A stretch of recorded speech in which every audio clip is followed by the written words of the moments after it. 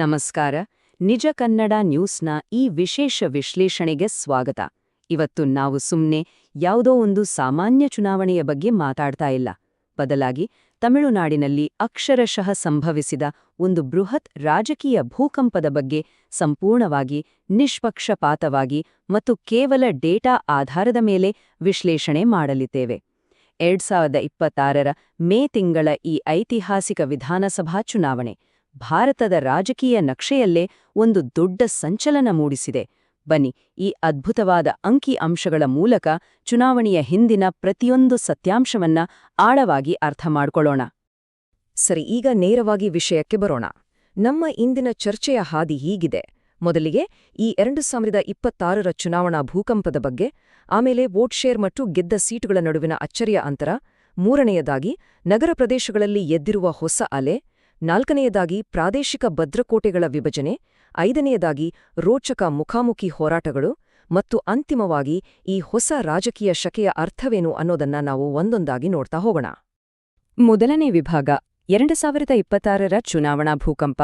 ನೋಡಿ, ತಮಿಳುನಾಡು ರಾಜಕೀಯದಲ್ಲಿ ಇದೊಂದು ಊಹಿಸಲಾಗದ ಬೃಹತ್ ಬದಲಾವಣೆ. ನಟ ಸಿ ಜೋಸೆಫ್ ವಿಜಯ್ ಅವರ ನೇತೃತ್ವದ ನೂತನ ಪಕ್ಷ ತಮಿಳಗ ವೆಟ್ರಿ ಕಳಗಂ ಅಂದ್ರೆ ಟಿವಿಕೆ ಅಕ್ಷರಶಃ ಒಂದು ಚಂಡಮಾರುತದಂತೆ ಅಖಡಕ್ಕಿಳಿದಿದೆ. ಪ್ರಬಲವಾದ ಆಡಳಿತ ವಿರೋಧಿ ಅಲೆ ಮತ್ತು ದಶಕಗಳಿಂದ ಬೇರೂರಿರುವ ದ್ರಾವಿಡ ಪಕ್ಷಗಳಿಗೆ ಒಂದು ಪರ್ಯಾಯವನ್ನ ಹುಡುಕುತ್ತಿದ್ದ ಮತದಾರರ ಒಲವನ್ನ ಈ ಹೊಸ ಪಕ್ಷ ಸಂಪೂರ್ಣವಾಗಿ ತನ್ನತ್ತ ಸೆಳೆದುಕೊಂಡಿದೆ. ಈ ನಂಬರ್ ಒಮ್ಮೆ ಗಮನಿಸಿ, 107. ಇದು ಈ ಇಡೀ ಚುನಾವಣೆಯ ಅತಿ ದೊಡ್ಡ ಕಥೆಯನ್ನ ಹೇಳ್ತಾ ಇದೆ. ಒಟ್ಟು 234 ವಿಧಾನಸಭಾ ಕ್ಷೇತ್ರಗಳ ಪೈಕಿ ಕಣಕ್ಕಿಳಿದ ಮೊದಲ ಪ್ರಯತ್ನದಲ್ಲೇ ಟಿವಿಕೆ ಬರೋಬ್ಬರಿ 107 ಸ್ಥಾನಗಳಲ್ಲಿ ಗೆಲುವು ಅಥವಾ ಮುನ್ನಡೆ ಸಾಧಿಸಿ ಅತಿ ದೊಡ್ಡ ಏಕೈಕ ಪಕ್ಷವಾಗಿ ಹೊರಹೊಮ್ಮಿದೆ. ಯೋಚನೆ ಮಾಡಿ, ಸ್ಪಷ್ಟ ಬಹುಮತಕ್ಕೆ ಇವರಿಗೆ ಕೇವಲ 11 ಸ್ಥಾನಗಳಷ್ಟೇ ಬಾಕಿ.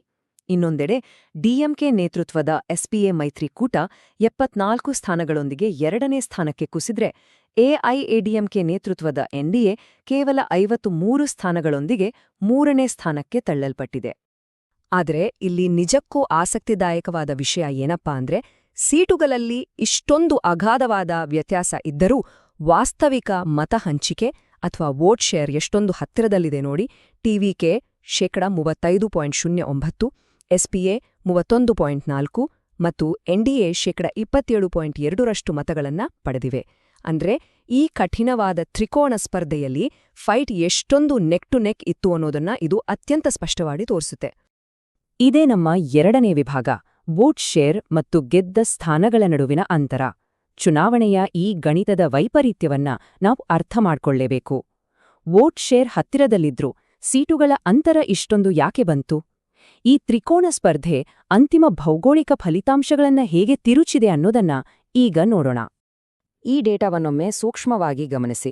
ಟಿವಿಕೆ ಪಕ್ಷ ಎಷ್ಟರ ಮಟ್ಟಿಗೆ ಪ್ರಬಲ ಪಕ್ಷಗಳ ಭದ್ರಕೋಟೆಗಳಿಗೆ ಲಗ್ಗೆ ಇಟ್ಟಿದೆ ಅನ್ನೋದು ಇಲ್ಲಿ ಸ್ಪಷ್ಟವಾಗುತ್ತೆ. ಮುಖ್ಯವಾಗಿ ಆಡಳಿತಾರೂಢ ಎಸ್ಪಿಎ ಮೈತ್ರಿಕೂಟದ ಕುಸಿತ. ಅವರ ಮತ ಹಂಚಿಕೆಯಲ್ಲಿ ಕೇವಲ 14% ಕುಸಿತ ಕಂಡಿದೆ, ಹೌದು. ಆದರೆ ಅದರ ಪರಿಣಾಮವಾಗಿ ಅವರು ಕಳೆದುಕೊಂಡಿದ್ದು ಬರೋಬ್ಬರಿ 86 ಸ್ಥಾನಗಳನ್ನ. ಒಂದು ಹೊಸ ಪಕ್ಷ ಹಳೆ ಪಕ್ಷಗಳ ನೆಲೆಯನ್ನ ಹೇಗೆ ಛಿದ್ರಗೊಳಿಸಿದೆ ಅನ್ನೋದಕ್ಕೆ ಇದು ಪಕ್ಕಾ ಉದಾಹರಣೆ. ಮೂರನೇ ವಿಭಾಗ, ನಗರ ಪ್ರದೇಶಗಳಲ್ಲಿ ಎದ್ದಿರುವ ಟಿವಿಕೆ ಅಲೆ. ಈಗ ನಮ್ಮ ವಿಶ್ಲೇಷಣೆಯ ದೃಷ್ಟಿಯನ್ನ ಸ್ವಲ್ಪ ಬದಲಾಯಿಸೋಣ.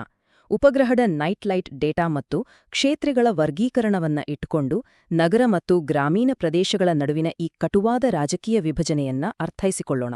ಇದು ನಿಜಕ್ಕೂ ಬೆರಗುಗೊಳಿಸುವಂತಿದೆ. ಇಲ್ಲಿ ನೋಡಿ, ಟಿವಿಕೆ ಪಕ್ಷ ಡಿಎಂಕೆಯ ಸಾಂಪ್ರದಾಯಿಕ ನಗರ ವೋಟ್ ಬ್ಯಾಂಕನ್ನು ಸಂಪೂರ್ಣವಾಗಿ ತನ್ನದಾಗಿಸಿಕೊಂಡಿದೆ.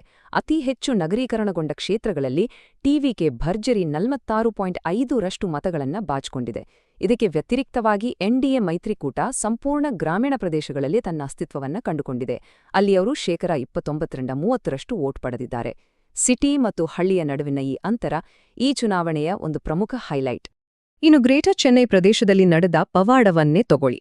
ಬರೋಬ್ಬರಿ 37 ಸ್ಥಾನಗಳಲ್ಲಿ 32 ಸ್ಥಾನಗಳನ್ನ ಟಿವಿಕೆ ತನ್ನದಾಗಿಸಿಕೊಂಡಿದೆ. 45.3% ವೋಟ್ ಶೇರ್ನೊಂದಿಗೆ ಕ್ಲೀನ್ ಸ್ವೀಪ್. ಯೋಚಿಸಿ, 2021ರಲ್ಲಿ ಇದೇ ಜಾಗದಲ್ಲಿ 36 ಸ್ಥಾನಗಳನ್ನ ಗೆದ್ದಿದ್ದ ಎಸ್ಪಿಎ ಈ ಬಾರಿ ಕೇವಲ 2 ಸ್ಥಾನಗಳಿಗೆ ಕುಸ್ತಿದೆ ಅಂದ್ರೆ ಈ ಹೊಸ ಅಲೆಯ ತೀವ್ರತೆ ಎಷ್ಟಿತ್ತಲ್ವಾ? ಕೇವಲ ಅಂಕಿಅಂಶಗಳು ಮಾತ್ರವಲ್ಲ, ಅದರ ಹಿಂದಿನ ರಿಯಲ್ ಇಂಪ್ಯಾಕ್ಟ್ ಕೂಡ ನಾವು ನೋಡಬೇಕು. ಈ ಡೇಟಾಗೆ ಒಂದು ದೊಡ್ಡ ವೈಯಕ್ತಿಕ ಉದಾಹರಣೆ ಅಂದ್ರೆ ಕೊಳತ್ತೂರು ಕ್ಷೇತ್ರದಲ್ಲಿ ಹಾಲಿ ಮುಖ್ಯಮಂತ್ರಿ ಎಂಕೆ ಸ್ಟಾಲಿನ್ ಅವರ ಸೋಲು. ಒಂದು ಹೊಸ ಪಕ್ಷದ ಅಲೆ ಎಷ್ಟು ಬಲವಾಗಿತ್ತು ಅಂದ್ರೆ ನಗರದ ಪ್ರಮುಖ ಕೇಂದ್ರಗಳಲ್ಲಿ ಅದು ದೊಡ್ಡ ದೊಡ್ಡ ಘಟಾನುಘಟಿಗಳನ್ನೇ ಬಿಡ್ಲಿಲ್ಲ ಅನ್ನೋದಕ್ಕೆ ಇದಕ್ಕಿಂತ ದೊಡ್ಡ ಸಾಕ್ಷಿ ಬೇಕಿಲ್ಲ. 4ನೇ ವಿಭಾಗ, ಪ್ರಾದೇಶಿಕ ಭದ್ರಕೋಟೆಗಳು ಮತ್ತು ವಿಭಜನೆಗಳು. ಬನ್ನಿ ಈಗ ರಾಜ್ಯನ ಮ್ಯಾಪ್ ಉದ್ದಕ್ಕೂ ಸ್ವಲ್ಪ ಕಣ್ಣಾಡಿಸೋಣ. ಈ ಪ್ರಬಲವಾದ ಟಿವಿಕೆ ಅಲೆಯ ನಡುವೆಯೂ ಸಾಂಪ್ರದಾಯಿಕ ದ್ರಾವಿಡ ಮೈತ್ರಿಕೂಟಗಳು ತಮ್ಮ ಅಸ್ತಿತ್ವವನ್ನ ಯಾವ ಭಾಗಗಳಲ್ಲಿ ಉಳಿಸಿಕೊಂಡಿವೆ ಅಂತ ನೋಡೋಣ.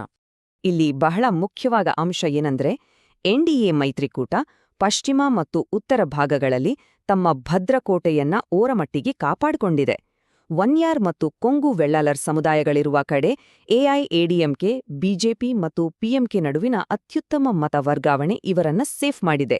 ಆದರೆ ಸೆಂಟ್ರಲ್ ಮತ್ತು ಕಾವೇರಿ ಡೆಲ್ಟಾ ಪ್ರದೇಶಗಳಲ್ಲಿ ಡಿಎಂಕೆ ತನ್ನ ಕೋಟೆಯನ್ನ ಬಿಟ್ಕೊಟ್ಟಿಲ್ಲ.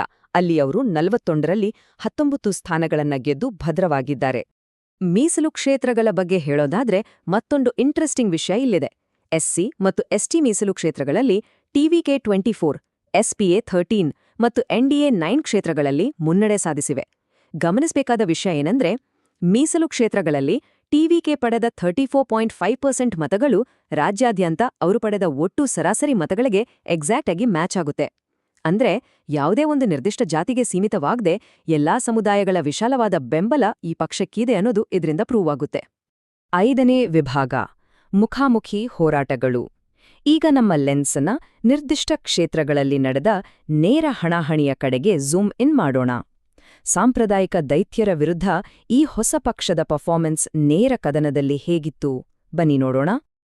ಮತ್ತು ಇದನ್ನ ಅತ್ಯುತ್ತಮವಾಗಿ ವಿವರಿಸೋದು ಏನಂದ್ರೆ ಈ ಡೇಟಾವನ್ನ ನೋಡಿ.